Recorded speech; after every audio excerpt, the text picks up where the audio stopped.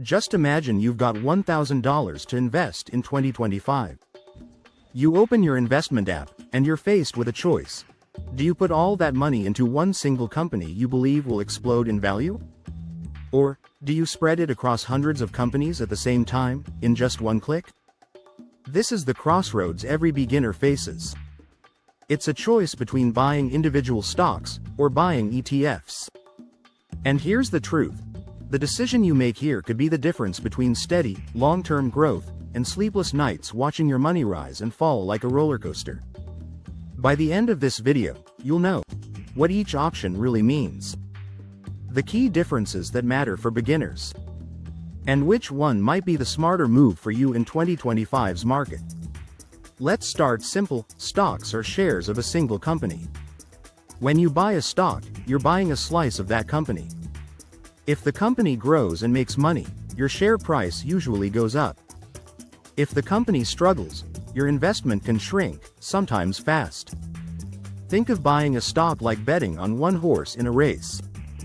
If your horse wins, you make great money. But if it trips, you lose. ETFs, which stands for exchange-traded funds, are different. Instead of buying into one company, you're buying into a basket of different investments. This basket can hold dozens, hundreds, or even thousands of stocks. Some ETFs even include bonds, commodities, or other assets. If stocks are one horse, ETFs are like betting on the entire racetrack. Even if one horse stumbles, the others keep running. So, why is this so important for beginners in 2025? Because the investing world today is faster, more unpredictable, and more emotional than ever. We've got AI-driven market shifts, rapid tech breakthroughs, and global events that can send stock prices up or down in hours. For a beginner, the stakes can feel high. You might be thinking, I don't have time to study companies all day. I'm scared of losing my money overnight. Or, I want the best growth possible without gambling. That's exactly why we're breaking this down, so you can decide if you want to take the hands-on approach with stocks, or the more hands-off, spread-out approach with ETFs. Alright, let's put ETFs and stocks side by side so you can see the differences clearly. 1. Diversification. Stocks. When you buy a single stock, you're tied to one company's fate. If Apple drops 20% in a week, so does your investment. ETFs. Spread your money across many companies. If one company drops, others in the ETF might rise, balancing things out.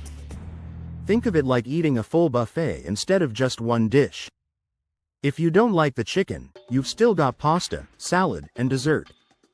2. Volatility. Stocks can swing wildly. One bad earnings report, one lawsuit, one unexpected CEO resignation, and your stock can plunge.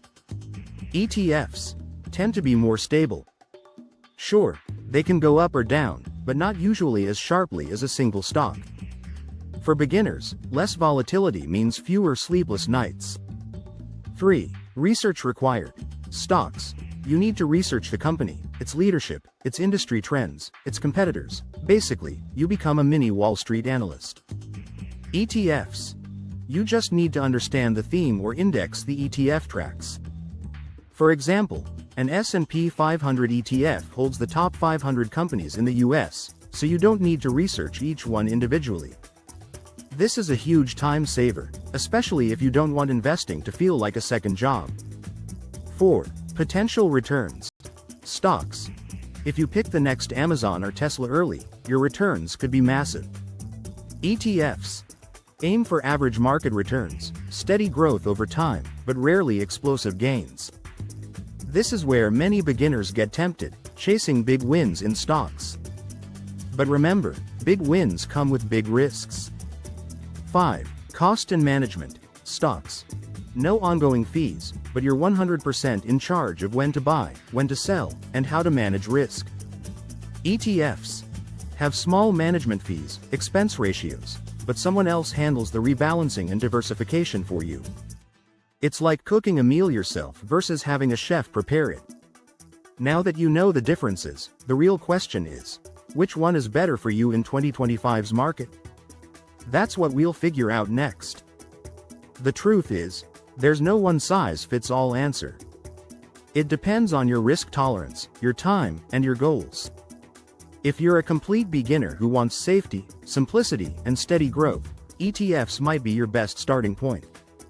You can set up an auto-invest plan, put in money every month, and not worry about every market swing.